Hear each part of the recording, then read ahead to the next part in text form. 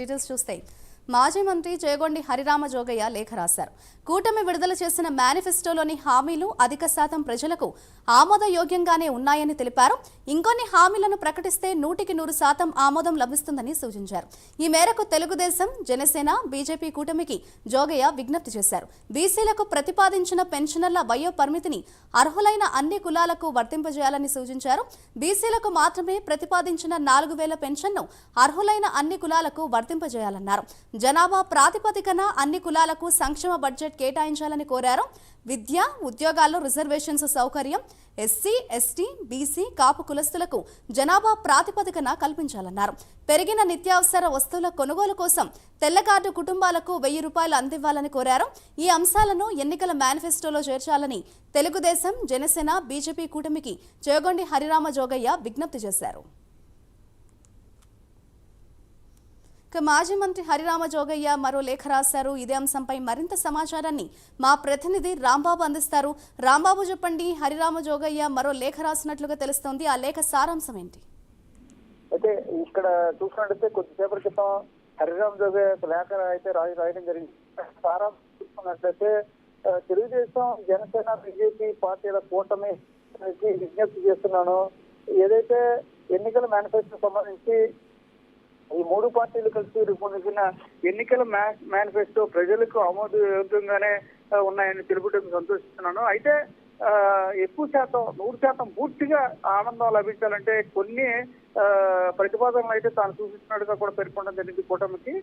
బీసీలకు ఎవరైతే ఉన్నారో బీసీలకు ప్రతిపాదించిన సంఖ్య 4 వయోపరిమితి 50 సంవత్సరాలకు వయోపరిమితి పెట్టారో అది అన్ని కులాలకు కూడా ఏదైతే వెనకబడిన కులాలన్నిటికీ కూడా ఆర్థికంగా కులాలన్నిటికీ కూడా వర్తిస్తే బాగుంటుంది అని పేర్కొన్నారు. అదే రకంగా బీసీలకు మాత్రమే ప్రతిపాదించిన 4000 రూపాయల సంఖ్యను పరిమితి అర్హులైన అన్ని కులాలకు వర్తించి చేస్తే బాగుంటుందని కూడా సూచించారు.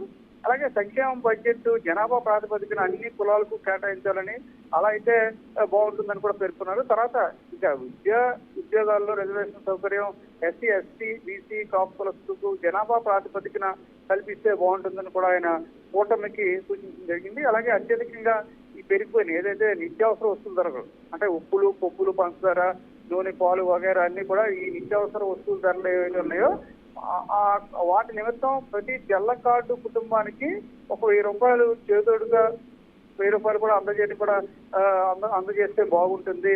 వారికి కూడా ఆ 1000 రూపాయలు కూడా చేదోడుగా ఉంటాయి. ఎందుకంటే అన్ని వస్తువులు ఇప్పటికే పెరిగిపోయినాయి కాబట్టి తెల్ల రేషన్ కార్డులు ఉన్న వాళ్ళందరికీ కూడా ఒక 1000 రూపాయలు ఇస్తే బాగుంటుందని కూడా ఆయన పేర్కొన్నారు.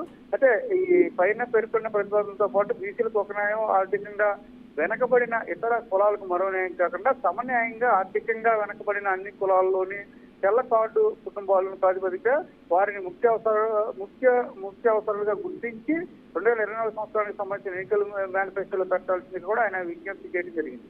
అంటే ముఖ్యంగా ఏంటంటే బీసీలకి చేస్తున్నారు, అన్ని బాగానే ఉంది. అలాగే దాంతో కూడా ఇతర ఆర్థికంగా వెనకబడిన కులాలను కూడా పరిగణలోకి తీసుకోవాలని చెప్తూనే అదే రకంగా విద్యా ఉద్యోగాల్లో కూడా ఎస్సీ, బీసీలతో పాటు కాపు కులస్తులకు కూడా జనాభా ప్రాతిపదికను కల్పించినట్టయితే అందరికీ న్యాయం జరుగుతుందని కూడా పేర్కొన్నారు.